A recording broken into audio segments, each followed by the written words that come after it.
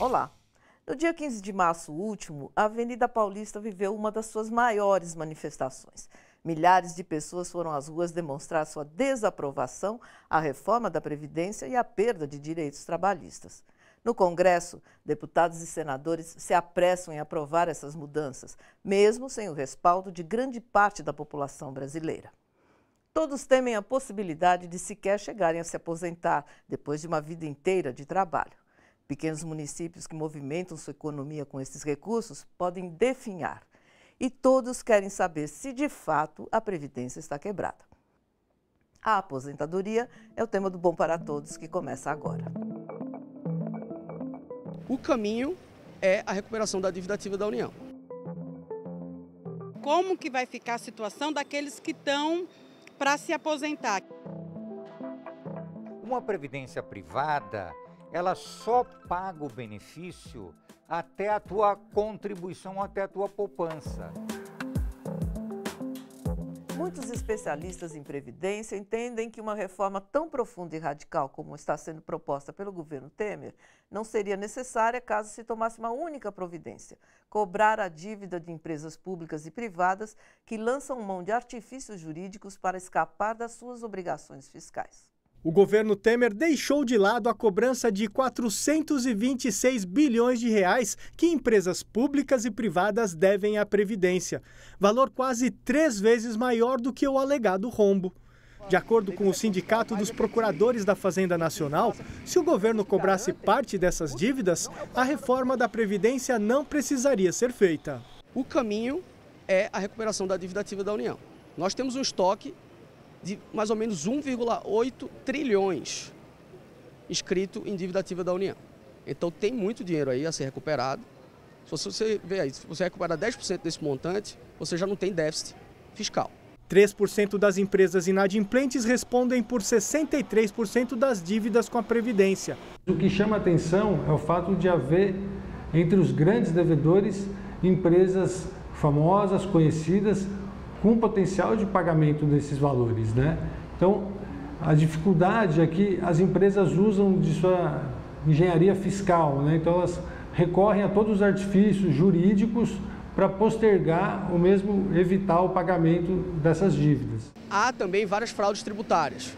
Empresas que simplesmente criaram novas empresas e deixaram o passivo tributário em empresas que são apenas o esqueleto, e a parte boa dessas empresas continua operando com poucas dívidas.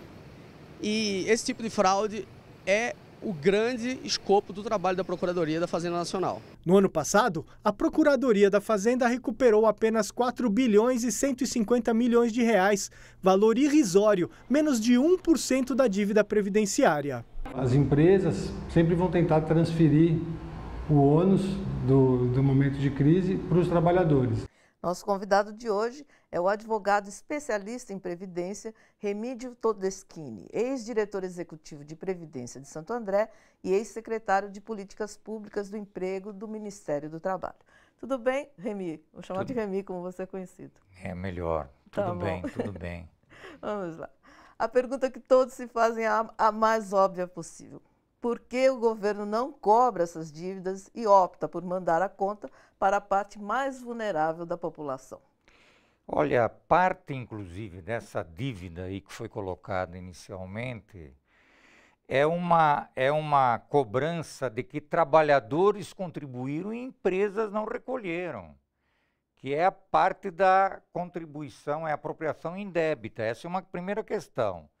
A segunda, é bom recordar que a DRU, que é uma desvinculação de recursos da Seguridade Social, por uma manobra constitucional, no ano de 2016, Maria Amélia, retirou 183 bilhões da Seguridade Social, inclusive da Previdência. O que foi utilizado através dessa desvinculação é colocar dinheiro em outras áreas, Sim. que não a Seguridade Social. Sim. E, em terceiro lugar, na própria Previdência, nos últimos 5 anos, houve a renúncia fiscal de mais de 228 bilhões. Então, se você somar tudo isso, tem sobra na questão da Previdência. Apesar do governo estar sempre fazendo um cálculo diferente dizendo que tem déficit, mas é um déficit mentiroso. Nas ruas da cidade, as dúvidas se multiplicam e fica uma certeza: ninguém consulta o trabalhador antes de tomar decisões que vão afetar a sua vida. Eu gostaria de saber com mais detalhes, né? Porque muitas vezes essas mudanças ocorrem e de fato a gente não sabe. Então quando chega pra gente, já está assinado por eles lá, tudo aconteceu, entende? E eu acho que o trabalhador muitas vezes não é consultado referente a isso, né? Essas mudanças. Quer dizer, o principal interessado é o último a saber, né? Não, sem dúvida. Eu diria o seguinte, a grande questão é que nesse momento em que a gente está numa crise política, uma crise em que a democracia está sendo deixada em segundo lugar, com o golpe que aconteceu, tem uma finalidade muito clara, é que se diminuam os direitos dos trabalhadores, da classe média, das mulheres, das pessoas mais vulneráveis, e que sobre esse dinheiro para o grande capital, benesses ao grande capital. Então, na crise, jogue-se mais benefícios para cima e se retire os benefícios do andar de baixo. É essa questão que está sendo colocada. Então, de uma forma abrupta. Sim. Até porque, Maria Amélia, em outros países, as reformas são discutidas durante meses, anos. Aqui não, querem fazer em 2 ou 3 meses. Sim. Um absurdo. Idade mínima para se aposentar, tempo de contribuição. O trabalhador vive momentos de incerteza. Qual é a idade mínima, né, para se aposentar, né? Porque, como eu vi que está mudando as leis, né, acho que a pessoa um pouco mais velha vai ficar um pouco mais difícil para se aposentar, né? A idade vai aumentar, a idade mínima, né? O quanto tempo de contribuição, esse tipo de coisa. Pois é. 49 anos para contribuir, para ter aposentadoria integral, ainda mais numa situação em que a regra proposta por esse desmonte da Previdência, eu não falo nem em reforma, é justamente fazer com que da primeira até a última contribuição haja uma média. Então vai ter uma queda vertiginosa no benefício dos trabalhadores. E é bom recordar, a regra atual, nas atuais regras, você pega os últimos 5 anos e faz a média da contribuição da tua aposentadoria. Sim. Não vai buscar lá atrás, de 30 anos atrás. Então, isso, na realidade, permite que o trabalhador ou trabalhadora tenha uma aposentadoria um pouco mais decente do que essa proposta de criar uma aposentadoria indecente e ainda mais trabalhar até a morte, 49 anos, para poder ter direito à aposentadoria. E o trabalhador rural, pior ainda, né? Não, o rural, então, nossa, nem se fala. Pois é, para os estudiosos do assunto, o déficit previdenciário alegado pelo governo federal não corresponde à verdade. Veja por quê. Ele é formado pela Previdência Social, Saúde e Assistência Social, um sistema superavitário. A arrecadação vem da folha de salários com a contribuição de empregados e empregadores. O orçamento do Sistema de Seguridade é composto pelo COFINS, Contribuição para o Financiamento da Seguridade Social, PIS/PASEP, Programa de Integração Social e Programa de Formação do Patrimônio do Servidor Público, e a CSLL, Contribuição Social sobre o Lucro Líquido. Os trabalhadores que estão tentando destrinchar a proposta da reforma da Previdência do Michel Temer chegaram à conclusão de que, para se ter aposentadoria integral, a pessoa teria de começar a trabalhar com 16 anos, com carteira assinada, e contribuir sem falha por 49 anos. É por isso que dizem que ninguém vai se aposentar. Eles estão certos, Remy? Olha, inclusive em alguns estados e cidades, até na Grande São Paulo, se você vai para a Zona Leste ou Zona Sul da Grande São Paulo, lá já a expectativa de vida é de 65 anos. Então o pessoal vai trabalhar até a morte. Em 10 estados brasileiros também, você já tem uma expectativa próxima aos 65 anos. Até porque hoje, no atual sistema previdenciário, com a questão da informalidade, é difícil ter os 15 anos para você ter direito à aposentadoria. O que acontece na prática? Como a pessoa tem muitos buracos na contribuição, Sim. ela, quando consegue os 15 anos, só vai conseguir os 15 anos já próximo à idade de 62, 63 ou 64 anos. Por exemplo, na prática, o governo Temer está jogando essa aposentadoria aos 70, porque, dado o exemplo de 16 mais 49, 65.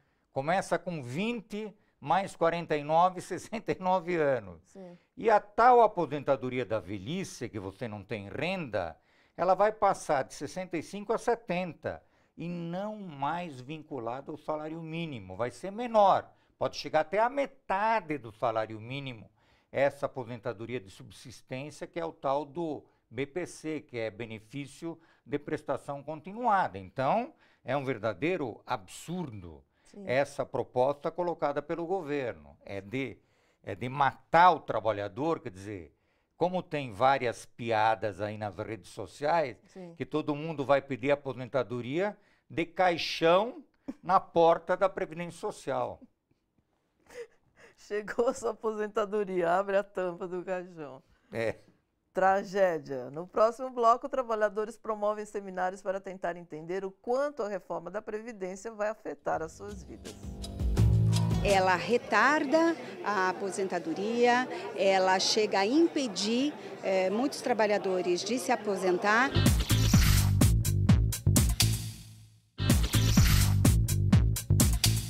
De um lado, o governo quer que a sua reforma da Previdência passe pelo Congresso e seja aprovada sem emendas. No lado oposto, estão várias categorias profissionais promovendo seminários e tentando entender se essa proposta chega a impedir a aposentadoria do trabalhador e se reduz os seus ganhos. Se o sistema se mantiver nos parâmetros atuais, a conta não fecha. Chega de pequenas reformas. Ou nós enfrentamos, como o próprio nome está dizendo, de frente o problema, ou nós vamos condenar os nossos postos, aqueles que vierem depois de nós nas aposentadorias, a baterem nas portas do poder público e nada poderem receber. E para fechar a tal conta, o governo federal iniciou a reforma na Previdência, focando em quase 2 milhões de beneficiários que recebem aposentadoria por invalidez. Todos estão sendo convocados para a nova perícia médica. E com os cortes nessas aposentadorias, o governo espera economizar 8 bilhões de reais já em 2017. Em apenas um mês, 80% dos aposentados que passaram pela perícia tiveram o benefício cancelado. E este foi apenas o começo do processo que vai afetar todo e qualquer brasileiro. Em medidas diferentes, em formas diferentes, mas todos seremos atingidos. Quem está no mercado de trabalho hoje, quem já saiu do mercado e quem vai entrar no mercado. Por isso que a gente diz que ela é uma reforma, ela é uma proposta muito ampla e muito profunda, que mexe muito com a vida de todas as pessoas. Prestes a entrar em votação na Câmara Federal, a reforma prevê mudanças profundas no sistema. Até agora, o projeto despertou mais dúvidas do que certezas. Tem a questão do tempo de contribuição e da idade mínima. Tem a questão dos trabalhadores rurais, né? Então essas são as grandes dúvidas dos trabalhadores. Para responder essas questões, entidades trabalhistas e movimentos populares promovem seminários desde o anúncio da reforma. Este aqui, por exemplo, reuniu delegados e diretores do Sindicato dos Trabalhadores em Saúde do Estado de São Paulo. Especialistas explicaram os principais pontos do projeto. Se nós pudéssemos resumir o que é essa proposta que está sendo apresentada, nós diríamos que ela é uma proposta que ela retarda a aposentadoria, ela chega a impedir muitos trabalhadores de se aposentar e ela arrocha, ela reduz o ganho e exclui. Então, isso seria um resumo do que essa proposta representa. O presidente da Câmara Federal dos Deputados tem se reunido com o governo para tratar da reforma e do que ele classifica de pontos polêmicos do projeto. Apenas discussões de gabinete, porque, no que depender dele, o projeto passa da forma como foi apresentado.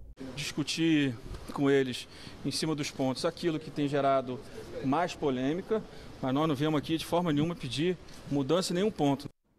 Remy, isso significa, falando em português bem claro, o fim da Previdência Pública. Toda essa legislação, ela vem do início do século XX e permanece. E ela sempre foi agregando novos direitos para uma proteção mais universal possível para todos. Sim. Agora, na medida em que se quer tirar esse direito de ter uma aposentadoria decente, de ter o direito a ter um tratamento médico adequado enquanto está em tratamento, ou fez uma cirurgia, ou teve um acidente grave, etc. e tal. Retirar isso e dizer, bom, já que você vai ter de esperar 49 anos, faz desacreditar, o povo desacreditar da Previdência Pública, e o pessoal começa a pensar, será que não é melhor ir num banco privado e eu pagar durante 20 ou 30 anos, e aí eu vou ter logo a minha aposentadoria, eu vou ter logo a minha proteção? Não é verdade. Há quem faça planos para um futuro sem aposentadoria. Eu não tenho esperança de aposentadoria, porque assim, comecei a trabalhar muito tarde, porque a gente opta em estudar mais, até um pouco mais tarde, porque hoje as pessoas que estão aposentadas foram pessoas que começaram a trabalhar com 12 anos, 12, 13 anos. Hoje minha mãe conseguiu aposentar, graças a Deus, mas ela começou muito cedo. Eu não tenho essa estimativa, por isso que hoje eu vou optar por uma previdência privada. O que está sendo colocado nessa proposta de desmonte da Previdência é fazer com que a Previdência Pública seja desacreditada junto à população. Para que se estimule a população a entrar com planos de previdência privada junto aos bancos.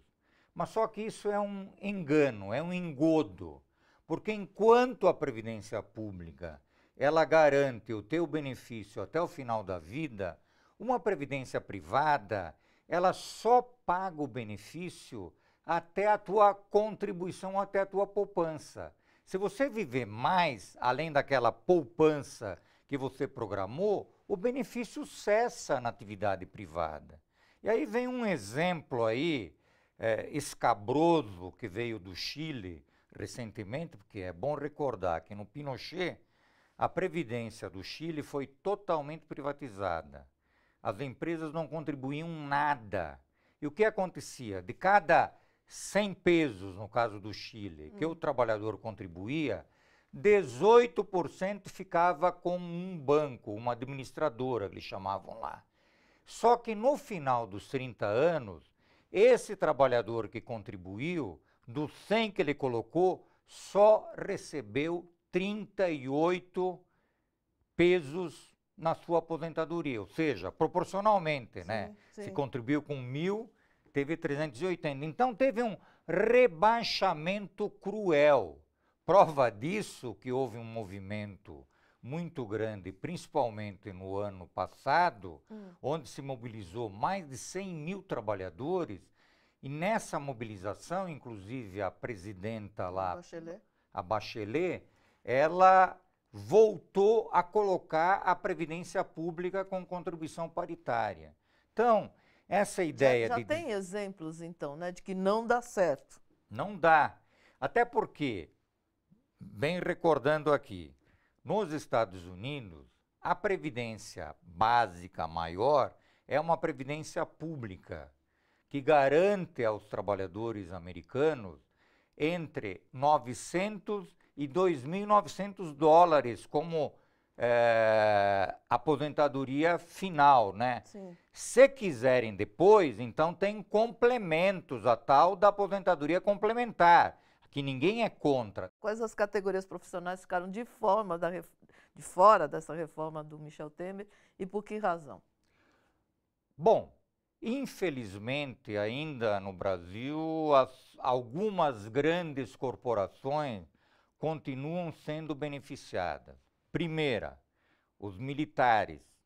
Os militares hoje têm uma aposentadoria média, aposentadoria e pensão, em torno de 12 a 13 mil reais. Recordando que a Previdência Pública, a Previdência Social, é de 1.333. Também vai ter uma regra diferenciada a PM e os bombeiros nessa questão. Também, por exemplo, os deputados vão ter uma transição diferenciada, que não acompanha essas regras atuais. Então, não podem ter dois pesos e duas medidas. Sim. Até porque, Maria Amélia, tem um outro detalhe. Judiciário Federal tem uma média de 27 mil de aposentadoria e pensão por mês. Legislativo Federal, não contando os deputados, tem uma média de 25 mil. O Ministério Público tem uma média de 17 mil. Então, ou seja, as corporações continuam tendo as suas regalias e o andar de baixo, os trabalhadores, a parte da classe média vão ser prejudicados. Essa é a proposta colocada pelo atual governo. Quem está para se aposentar só quer saber se estará sujeito às regras que prevaleceram até hoje ou se estará enquadrado nos novos critérios propostos pelo governo de Michel Temer. Como que vai ficar a situação daqueles que estão para se aposentar, que faltam poucos anos para se aposentar, como que ficaria se a reforma entrasse hoje ou daqui a um mês? A transição, ela é bastante cruel.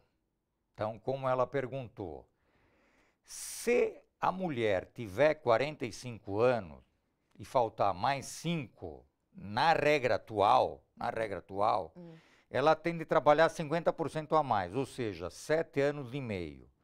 Mas se a mulher tiver 44 anos, 11 meses, 20 dias, ela vai ter de trabalhar mais 20 anos para ter direito à aposentadoria. Então é mais do que o dobro. Então ela é muito maldosa, desproporcional. Para o homem é a mesma coisa, só que o homem é 50.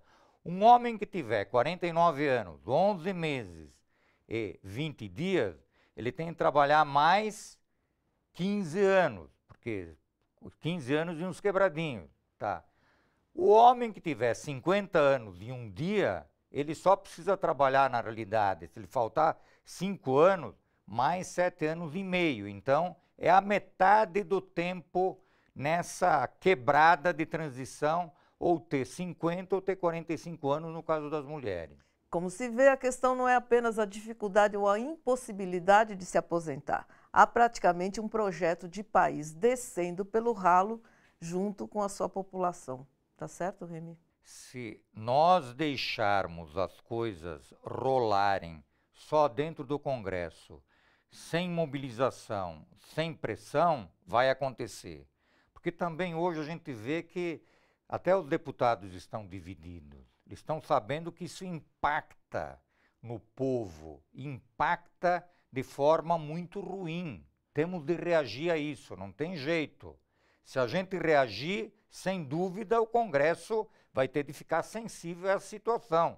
Apesar que alguns dizem, né, como uma grande parte de um Congresso corrupto vai tirar direito dos trabalhadores. Isso não pode acontecer. Eu acho que essa reação tem de acontecer agora de forma permanente durante esse ano de 2017. Se não, bau. Muito obrigada pela sua presença, viu? Foi bastante esclarecedor e é muito bom que todo mundo fique atento a todos esses detalhes, né? Ok. Obrigada. Estamos aí à disposição sempre. Muito obrigada. Para participar do Bom para Todos pelas redes sociais, anotar dicas ou rever o programa, é só acessar a nossa página no Facebook ou o site tvt.org.br. O governo diz: a reforma é necessária para o sistema não quebrar. A Previdência Social é a principal causa dos nossos problemas fiscais. O Brasil precisa seguir a tendência internacional de idade mínima, como se fôssemos um país nórdico. Por outro lado, as categorias de trabalhadores mais organizadas atestam categoricamente que a Previdência não só não está quebrada, como o dinheiro que sobra da Seguridade Social vai para o sistema financeiro via DRU, a desvinculação das receitas da União. Nesse estica e puxa, a corda pode arrebentar do lado mais fraco, como sempre. Até o Fundo Monetário Internacional, a partir de 2012, passou a enxergar a distribuição de renda como uma solução para a estagnação e o baixo crescimento das nações. Estamos, portanto, indo na contramão da história. O que podemos fazer é buscar informações nos meios de comunicação que estão mais atentos aos direitos humanos do que à voracidade do mercado. E, principalmente, resistir e lutar pelo que é o direito de todos os brasileiros. O Bom para Todos fica por aqui. Até a próxima.